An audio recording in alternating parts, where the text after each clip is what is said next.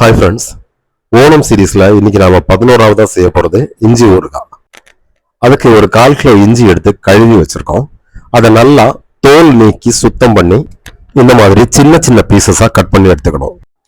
அதுக்கப்புறமா ஸ்டவ் பற்ற வச்சு சீனச்சட்டி வச்சு நல்லெண்ணெய் ஊற்றி எண்ணெய் காஞ்சதும் நாம கட் பண்ணி வச்சிருக்கிற இஞ்சியை போட்டு நல்லா பொன்னிறம் ஆகுறது வரைக்கும் தீய சிம்மில் வச்சு வறுத்துக்கிட்டே இருக்கணும். ஓரளவுக்கு இஞ்சி நல்ல பொன்னிறமா ஆகி வர நேரத்துல மல்லித்தூள், மிளகாய்த்தூள், வெந்தயத்தூள், மஞ்சள் தூள் இது 4ஐயும் இது கூடயே சேர்த்து நல்லா வறுத்து எடுத்து இத சூடு ஆடுறதுக்காக இன்னொரு பாத்திரத்துல மாத்தி வச்சுக்கோங்க. அதுக்கப்புறமா ஒரு பாத்திரத்துல கொஞ்சம் புளி போட்டு தண்ணி ஊற்றி அதை ஊற வச்சுக்கோங்க.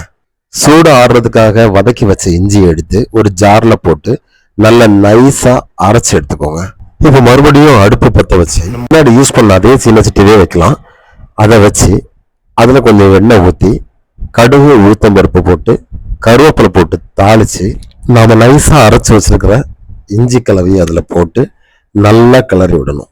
நல்லா கிளறி விட்டதுக்கு பிறகு நாம் தண்ணியில் ஊற வச்சிருக்கிற புளியை நல்லா கரைச்சி அதை இதில் ஊற்றிக்கோங்க. புளி தண்ணியை ஊற்றி அதை நல்லா ஓரளவுக்கு கொதிக்க ஆரம்பிச்சதுக்கு பிறகு நமக்கு தேவையான உப்பை போடணும். அதில் நமக்கு இந்த இஞ்சி கறி கொஞ்சம் கட்டியா இருக்கிறதுனால ஜார்ல கொஞ்சமா தண்ணி ஊற்றி அதை கழுவி அதை இதுல ஊற்றிருக்கோம். இப்போ இது நல்லாவே வாசனை வர ஆரம்பிச்சிருக்கு. இப்போ நமக்கு இது கடைசியா இதுல போட வேண்டியது காயப்பொடி போட்டு அதையும் ஓரளவுக்கு நல்லா கிளறி விட்டுட்டு டேஸ்ட் பார்த்துக்கோங்க.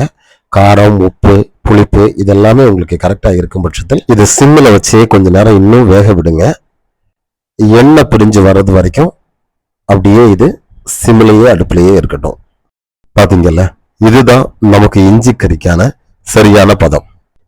இந்த வீடியோ உங்களுக்கு பிடிச்சிருக்குன்னா லைக் பண்ணுங்க, கமெண்ட் பண்ணுங்க, ஷேர் பண்ணுங்க அண்ட் சப்ஸ்கிரைப் பண்ணுங்க.